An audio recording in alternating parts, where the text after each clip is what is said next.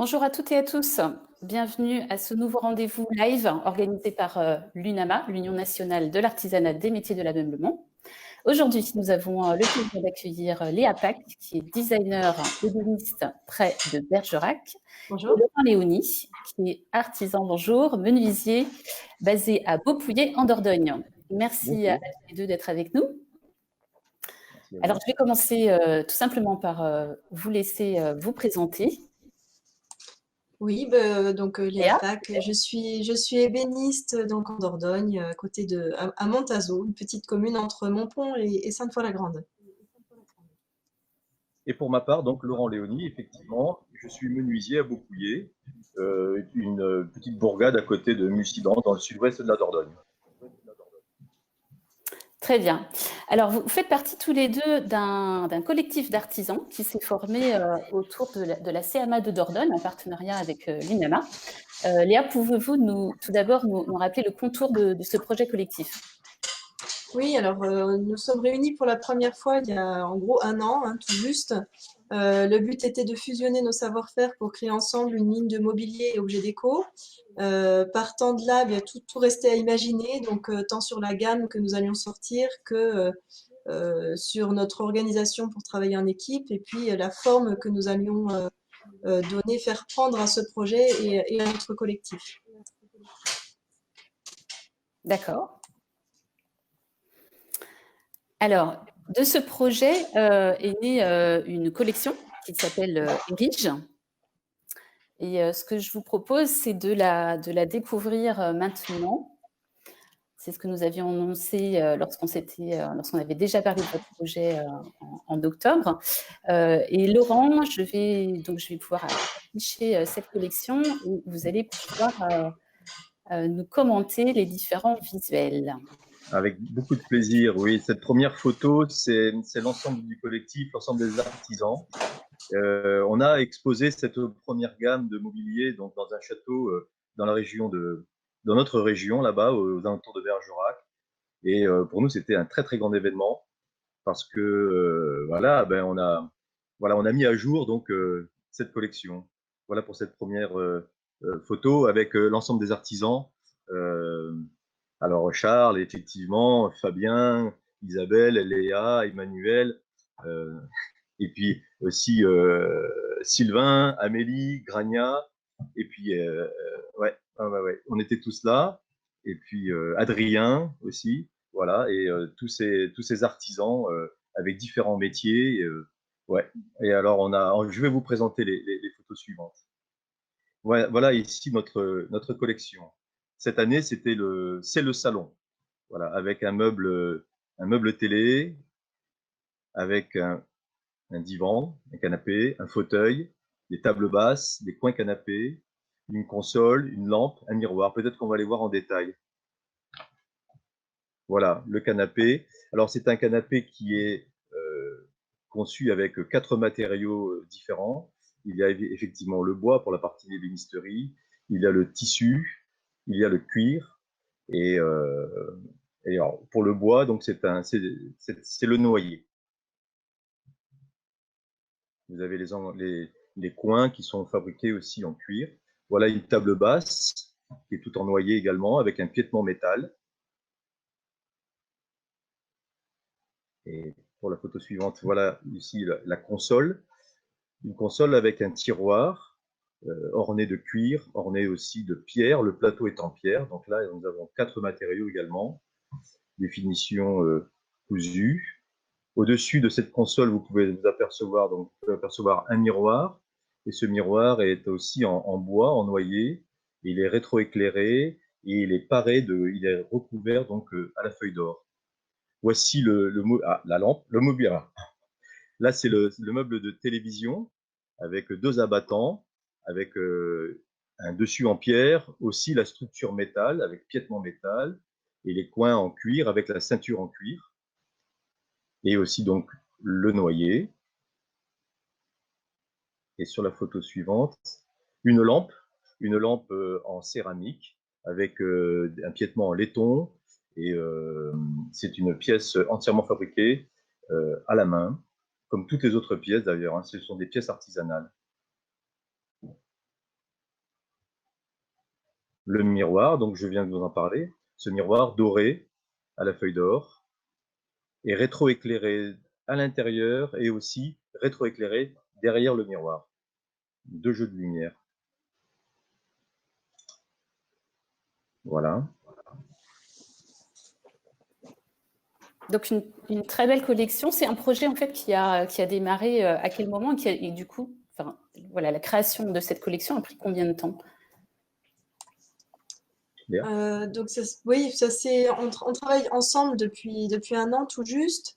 Je vais peut-être vous parler du rôle du directeur artistique là-dessus, hein. Donc on a engagé un directeur artistique pour nous conduire tous en groupe et puis nous guider un petit peu et pérenniser notre bonne entente aussi en collectif, parce que ça c'est une des clés de la réussite, hein, pour le travail en groupe. Créer cette bonne entente, cette cohésion. Donc, j'ai posé la question à Pascal Barroquet, notre directeur artistique, ce matin, qui m'a répondu ceci. Donc, mon rôle a été de veiller tout au long du développement des produits et avec chacun de maintenir un fil conducteur. Il dit contre vents et marées, afin de garantir un résultat correspondant au projet initial. La route a été droite, mais la pente forte. Voilà.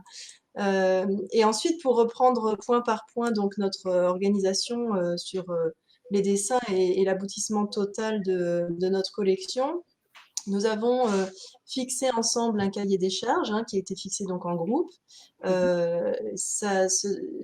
Pascal nous a proposé 3 avant-projets.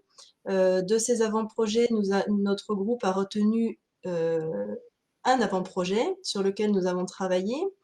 Et puis, nous avons donc créé une maquette à l'échelle 1 d'un produit donc, qui allait devenir maître étalon. S'en est suivi la recherche sur les motifs d'un produit, donc au niveau de détails, par exemple, la couture sur du cuir, par exemple, des matières, textures, etc. Et puis, bien sûr, travailler sur les systèmes d'assemblage, comment associer au niveau des assemblages les différentes matières ensemble, ça peut être une partie un peu complexe aussi, bien penser à tout. Ensuite, chacun a dessiné son produit par rapport donc à la maquette, à la première maquette réalisée. Donc, il a fallu dessiner de cette première maquette, eh bien, une console, un canapé, etc., que tout soit en cohésion, en cohérence par rapport au style défini. Ensuite, on a construit la maquette à l'échelle 1 de chacun des meubles et objets décoration. Et puis, on a construit les prototypes blancs, c'est-à-dire les prototypes sans qu'ils soient encore collés, fixés, assemblés, de manière à pouvoir revenir dessus, travailler s'il y avait des modifications encore à faire. Et aujourd'hui, on est arrivé donc sur les prototypes finis et définitifs. Voilà. D'accord. Merci de ces précisions sur cette partie artistique, donc très importante dans votre projet. Laurent, ce projet il s'accompagne aussi d'un financement participatif. De quoi s'agit-il exactement? Eh bien, depuis 1 an, on a investi beaucoup de notre temps et aussi en termes de communication, en termes de réunion, en termes de travail, en termes d'achat de matières premières pour pouvoir réaliser cette première gamme. Donc, nous avons investi effectivement un beau budget et il faut qu'on fonctionne l'année prochaine. Maintenant que la gamme exergue, il faut qu'on puisse la présenter. Nous n'avons pas de showroom, nous n'avons pas de point de vente fixe. Nous allons donc présenter notre gamme sur des salons, comme par exemple le salon à Hobart à Bordeaux au mois de novembre. On espère aussi, on a réservé notre place pour le salon Art et Décoration à Paris, la Villette, l'année prochaine, au mois de mars. Et tout ceci donc représente des budgets. Il faut évidemment qu'on puisse parler de nous, il faut faire parler de nous. Donc il y a un budget communication qui est important. Et comme on n'a pas encore commencé, ou on commence tout juste à commercialiser notre gamme, nous avons donc besoin de fonds pour pouvoir fonctionner. Alors on a décidé effectivement de se retrouver sur la plateforme Tudigo du Crédit Agricole. Et cette plateforme va mettre en ligne, si vous voulez, notre projet, va le présenter et le public, le grand public, va pouvoir aller, si vous voulez, sur cette plateforme et pouvoir nous donner ce que les gens veulent bien nous donner. Et on va procéder, si vous voulez, par un échange, c'est-à-dire qu'on va faire un don contre don. Et en fonction des sommes que les gens vont vouloir nous donner, eh bien, il y aura une contrepartie, si vous voulez, d'objets et de services en fonction donc des montants. Et ça nous permettra, ce budget, voilà, de fonctionner sur l'année 2021. Ok, très bien. Alors, cette collection, elle est visible depuis quelques jours, quelques semaines sur le site internet que vous avez créé, qui est erige-map.fr. Elle sera, vous l'avez dit, présentée bientôt les 13, 14 et 15 novembre au salon Art à Bordeaux et au salon Art et Décoration de mars 2021 à Port de la Villette. Donc ça, c'est les prochains rendez-vous, mais en fait, vous avez déjà eu l'occasion de montrer au public cette collection, puisque vous avez organisé une conférence de presse le 14 octobre dernier, et dans le cadre de cette conférence de presse, il y avait une visite privée à destination de prescripteurs, de clients, de partenaires, et vous avez eu, vous me l'avez dit, de très bons retours. Quels sont-ils exactement? Laurent, est-ce que vous pouvez nous en parler? Oui, à un moment donné, après la conférence de presse, en début d'après-midi, à partir de 16h jusqu'à 20h, 21h, on a accueilli en visite privée des clients, et aussi des prescripteurs, vous l'avez dit, des architectes d'intérieur.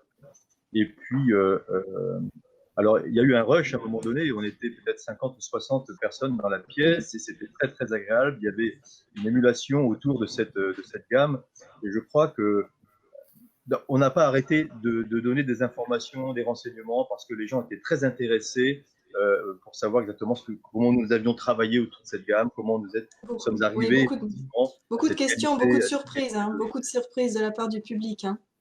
Oui, les gens ont été surpris et ont été, comment dirais-je, même étonnés et emballés par la beauté de cette gamme et par la qualité de finition.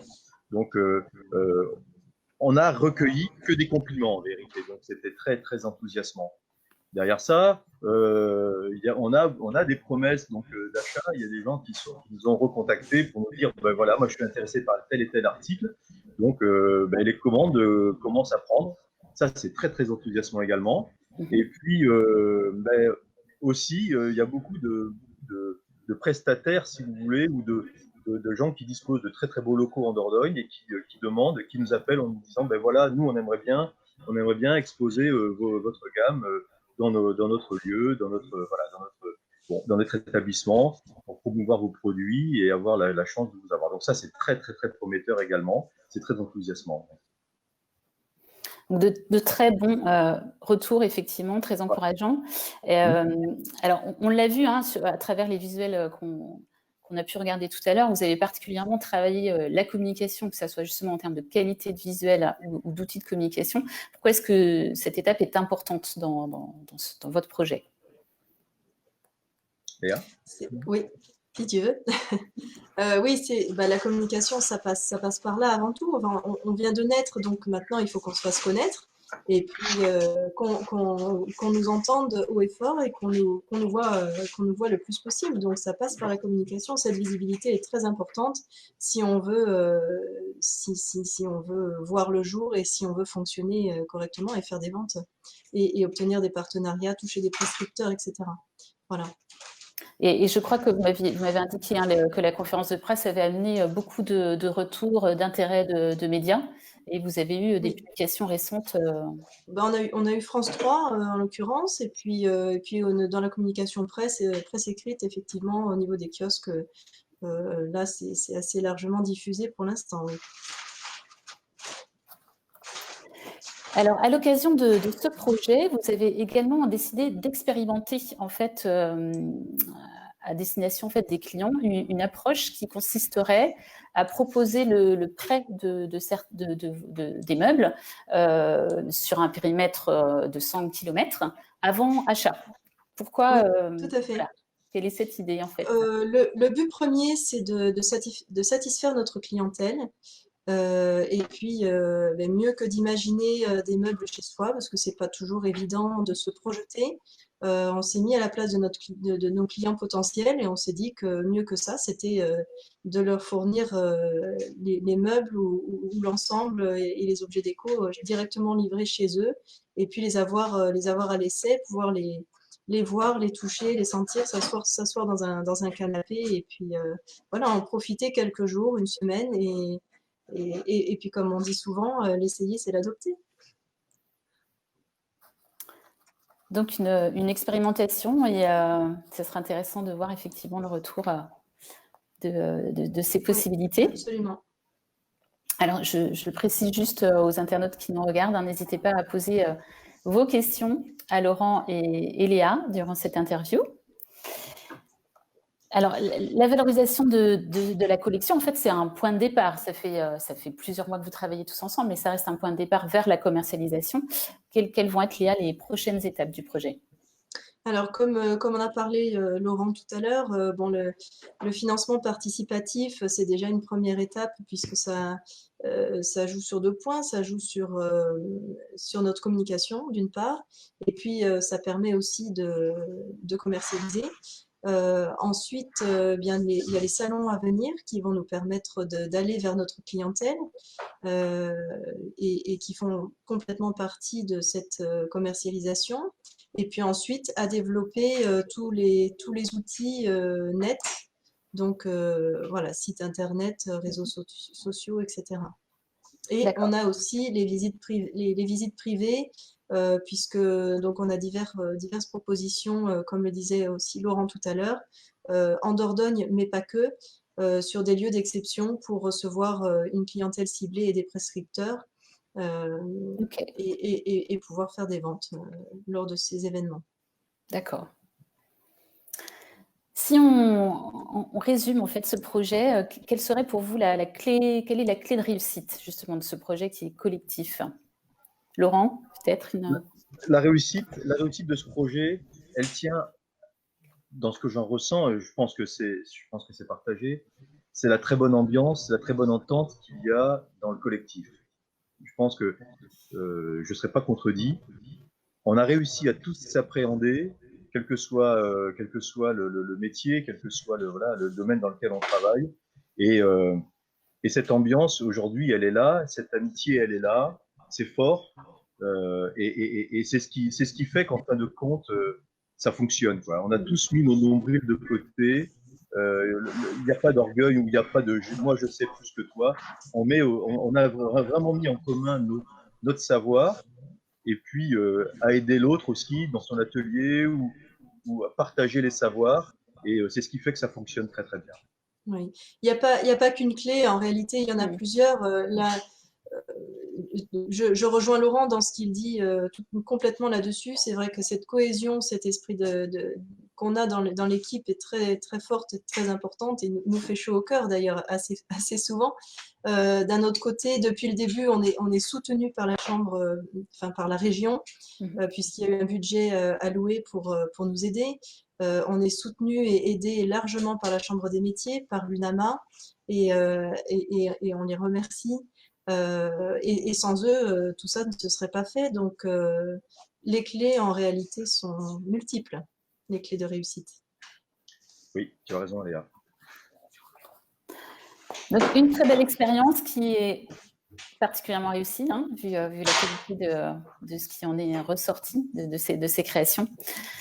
Merci beaucoup à tous les deux d'avoir partagé ce temps avec nous et de nous avoir expliqué l'origine et les prochains objectifs de ce projet collectif. Alors, les lives UNAMA au mois de novembre se poursuivent. Ils sont en cours de préparation et très prochainement, on pourra vous dévoiler sur Facebook l'identité de nos prochains invités. Merci beaucoup à nos Merci à vous, très bonne journée. Merci, à Peggy, bientôt. merci, portez-vous bien.